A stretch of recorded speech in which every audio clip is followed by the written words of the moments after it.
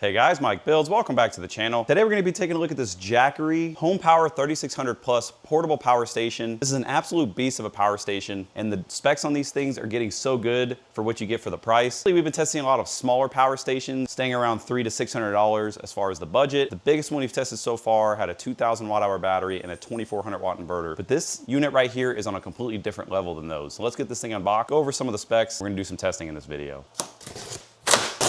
Dang, this thing's a beast. So what we have here is the Jackery HomePower 3600 Plus portable power station from Jackery. We've never tested a Jackery power station on the channel. So this unit is equipped with a 3,600 watt continuous, 7,200 watt peak pure sine wave inverter. It is a 3,584 watt hour lithium iron phosphate battery. So this thing has a massive battery, a lot of capacity there. It is a 44.8 volt battery and it is 80 amp hours. They rate the battery at 6,000 charge and discharge cycles. And this unit weighs about 77 pounds, so it's pretty heavy. Taking a good look at the front here, we have a nice screen, power button. This is our RV style outlet. You can actually plug your camper into this thing if you have this style plug and you don't tend to pull over 3,600 watts. You have 4 20 amp, 120 volt outlets. This is gonna be how you turn the AC power on and off. You have a USB power button right here. You have 2 USB type A's that are good for 18 watts max and 2 USB type C's that are good for 100 watts max. So plenty of USB options there to charge our USB devices. On the side here, we have an AC expansion port. If you buy 2 of these units, as well as their connection cable that's required, you can connect 2 of these units together to get 240 volts of output. So if you want to run a dryer, charge an electric vehicle at full power,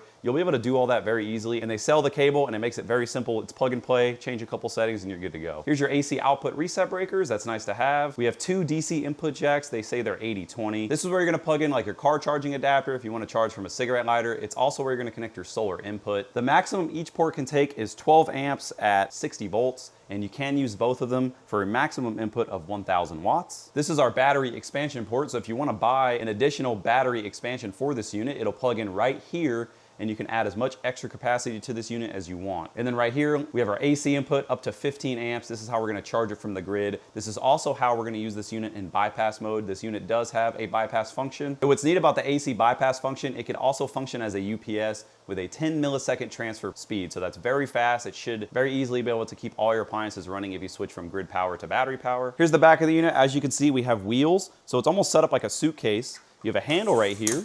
So it's gonna be very easy to move this thing around, which is really nice because of how heavy this is. And then right here, you have this massive sticker, and this sticker is gonna have all kind of the same information that we already talked about. So if you ever need to reference any specs on the unit, you can simply reference this sticker right here, and it's gonna tell you all the information that you need to know about the unit, as far as your inputs, your outputs, max wattages, all that good stuff. And this other side right here, we don't have any plugs or nothing, just some cooling vents to help keep the unit cool. And there's also some fans in there. We're also gonna see how loud or quiet the fans are in this unit when we start testing it. Now, as far as price, this unit sells by itself for $1,699. And that's just for the power station. If you pay extra money, you can actually buy this with some accessories. You can buy additional batteries, you can buy solar panels. And in fact, I have one of the solar panels that we're also gonna test with it, which is right here. This is their Solar Saga 200 panel. And the reason I also have the panel with it is because out of the box, this thing doesn't actually come with any connections to connect it to the panel. All you get is your AC power cable, your quick start guide for how to connect everything, and then your instruction manual as well. And that's what our panel looks like. So we have 2 of these 200 watt panels, and it's gonna come with the connection cables that we need to connect it to the unit. And you can also buy the 3600 with 2 of these panels as a combo, and you're gonna be looking to spend around $2,100 to $2,200 depending on where you buy it and if you get any sort of deals on it or not. So if you're wanting to use this as a solar battery bank as well, you can get it with the panels, and it's gonna be plug and play right out of the box. And as far as the specs on the panel, they're rated at 200 watts, open circuit voltage of 22 volts, IP68 rated, that's nice.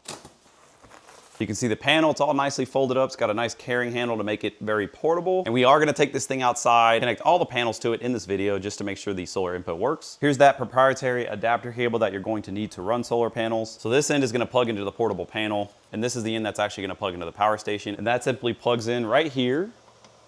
Maybe in a future video, I'm gonna look at trying to find this adapter and see if we can't make our own adapter to go from that plug to MC4 plugs. That way we can just plug in normal solar panels into it. Let's go ahead and fire this thing up, see what the screen looks like. Looks pretty simple. We have a fuel gauge in the middle to tell us our battery percent, output wattage, input wattage. This unit also has Bluetooth and Wi-Fi. I did go ahead and download the Jackery app. You do have to create an account. We're gonna click add See if it's gonna pick up our, yep, there it is. It picked it up right away. And I've never used this app before, so I don't know how good or bad it is. You want to connect to Wi-Fi? I'm not gonna worry about that for now. And there we go. It's showing all the same information that it was showing on the main screen. Shows the temperature, state of charge, our input and our output in AC and in DC. You could turn the screen on, so that's pretty cool. So if I click that, the screen turns back on. Shows us how many watt hours we generated if we have this connected to solar. And it also has a carbon reduction calculation. Not sure how it gets that, but overall the app does look really nice. I'm definitely gonna be checking this as we do more testing. Now we're gonna go ahead and get this thing charged up. So I'm gonna take the included AC power cable, which looks really nice, has a little Velcro thing. I'm gonna connect it to this power meter so we can see exactly how much power the unit draws. It doesn't look like there's a way to adjust the charging level, so make sure if you're gonna plug this thing in, you plug it into an outlet that's rated for at least 15 amps. And if you're gonna use an extension cord, use a minimum of a 12 gauge extension cord.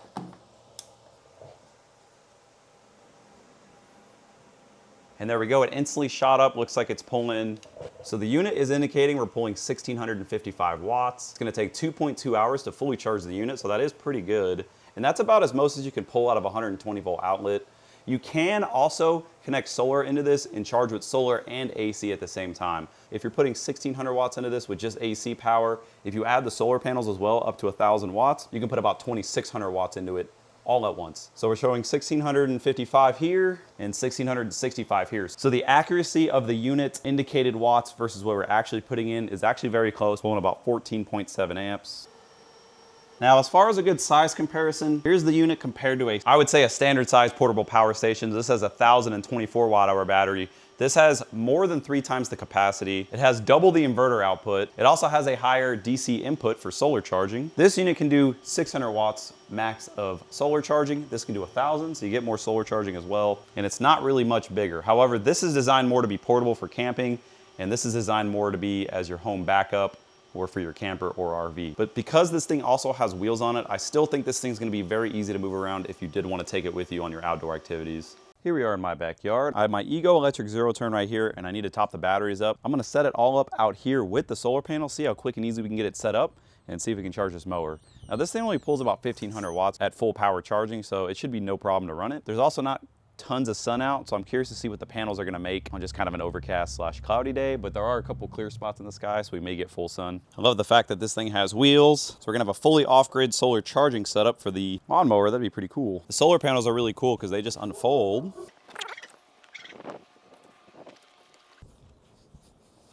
Just like that. And the actual cable to connect the panel to the unit, it's about 10 feet long. There we go. Also, one really cool feature I noticed about the panels is it actually has a USB charging little brick built right into them, so you can plug your phone or tablet straight into this, and you can just charge your phone right off of this. You don't even need the power station. Now, with both of these 200 watt panels laying just in the yard, thrown like that, we're actually getting 408 watts, and it gives us a timer right here to tell us when it's gonna be full, so 5.6 hours in the sunlight that it's in now, it'll be fully charged. Normally when a solar panel is rated for, let's say 200 watts, you almost never get that, but these are actually producing more than they're rated for. So I would say that alone does make them worth the price, as these come in at about $1 per watt. Definitely not the most expensive panel, but they are a little bit more expensive than, say, some of the cheaper panels that you can buy on Amazon. But they are very portable, they fold up nicely, and they do come with really nice power cables. So while we have the panels and everything connected charging up the unit, we're gonna go ahead and plug in our lawnmower and get that thing charging. That way we can get some yard work done. So all we gotta do is take our charger, plug it in, turn our AC output on, plug the mower in, and look at that, we are charging the mower up, no problem. It's got 4 batteries in it. I built a lot of portable solar power systems in my life, and this is by far the easiest one I've ever connected up, put together, and got working. So I very much like that. Well, I'm gonna let this fully charge, leave these panels out here for a couple hours, and then we're gonna go in the house and do the fridge test. But if you're looking at one of these portable power stations to use as a solar portable power station, I would say this setup works amazingly well, and they do make it very easy. You can't really connect it wrong. So if you're a beginner and you just want some solar backup, definitely not a bad way to do it. We're gonna run the refrigerator test with this unit. It's gonna tell us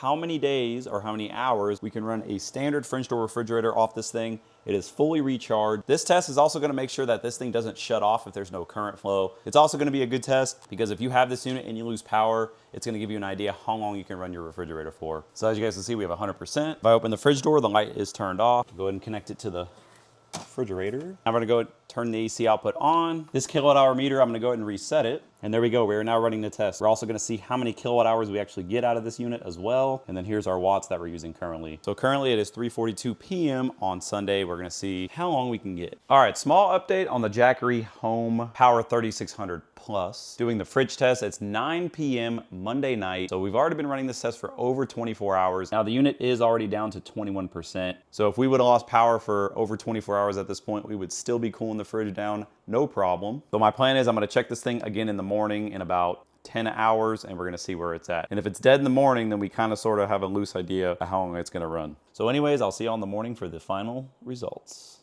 It is the next morning. It is 7 a.m. and I woke up at about 5 a.m. and I found that the Jackery did in fact die. Not sure exactly what time it shut off, but when I opened the fridge, everything was obviously still very cold, so it wasn't down for long. So I would say the runtime you would get with this unit with a standard fridge is minimum 24 hours, maybe even up to 36 hours, just depending on how big your fridge is, how often you open it, and things like that. Now, if I plug in our amps watts meter, it shows that the fridge used 2.19 kilowatt hours. But now we're gonna do a little bit more accurate discharge capacity test on this unit to see exactly how much capacity we can actually get out of it. I think being able to run a fridge for 24 hours is pretty cool. That'll definitely get you through some situations, especially because during the day you could throw this thing outside with some solar panels or a small inverter generator, easily be able to top up the battery from the nice uses of the fridge and pretty much keep everything going as long as you want. Now we're gonna run a capacity test on this unit. So the unit is 100% fully charged. I went ahead and zeroed out our kilowatt hour meter. I'm gonna connect a 500 watt battery charger to this thing to be charging my off-grid 40 volt solar power system. That's gonna give us our load. So you can see we're at 100%. Also, while I got y'all here, check out this little guy. Got a new kitten, and he's crazy. What do you think about him? And there we go, we're running about 600 watts. The unit is indicating 599 watts of output. The power meter is reading 588. It says it'll be able to run this load for about 5.8 hours. So I'm gonna let this thing run until it shuts off completely, and this is gonna tell us our final capacity result. The capacity test is finished on this unit. So the test ran for a total of 5 hours and 36 minutes. We got 3.26 kilowatt hours out of the 3.584 that's available to us. So that's a good amount of the capacity that we were able to use. That shows that the overall efficiency of the inverter is actually pretty good. The next thing I want to test with our Jackery power station, we're gonna see how long it can run this Cooper & Hunter 9000 BTU mini split. And the nice thing about mini split air conditioners is they can vary their load. So if you don't have this thing running all out, you can really get crazy low wattage numbers for the amount of cooling that you get. So the power station is fully charged. Everything on the power meter has been reset, and I have the mini split going to this cord right here. So as soon as we plug this in, you guys are gonna hear the unit beep.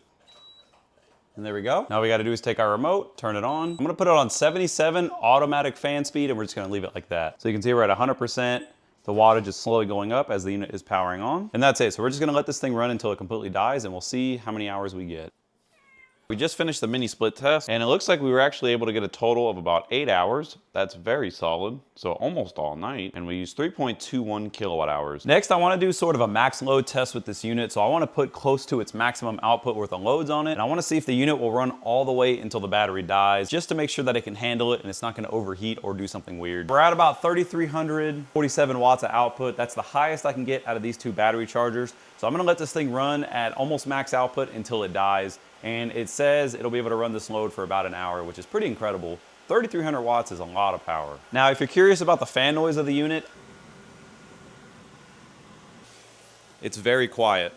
All right, we're down to our last 5%, and there it goes, just shut off. Now that the unit's completely discharged, I'm gonna plug it in while we just finished the test because everything's still gonna be hot, and we're gonna see if it lets the battery charge at full power or if it's gonna throttle back, that way it doesn't put too much heat in everything. So yeah, it looks like it's only charging at about 700 watts. So that's a good thing. You really don't wanna try to full power charge the battery, especially if you just got done doing a big discharge because the battery will be warm and you're just gonna end up stressing it out for no reason. So personally, I'm gonna unplug this thing, let it cool down for about 30 minutes, and we'll plug it back in to recharge it. I have two different air compressors that we're gonna use in order to test the surge rating of this Jackery HomePower 3600 Plus. This thing is fully charged. First, we'll start with the smaller of the two. Oh, no problem. All right, now we're gonna try the big monster. This thing has a way bigger motor, takes way more power to start. It did sound like it struggled a little bit, but it ultimately was able to start it. Now I'm gonna turn this compressor on and turn that one on at the same time.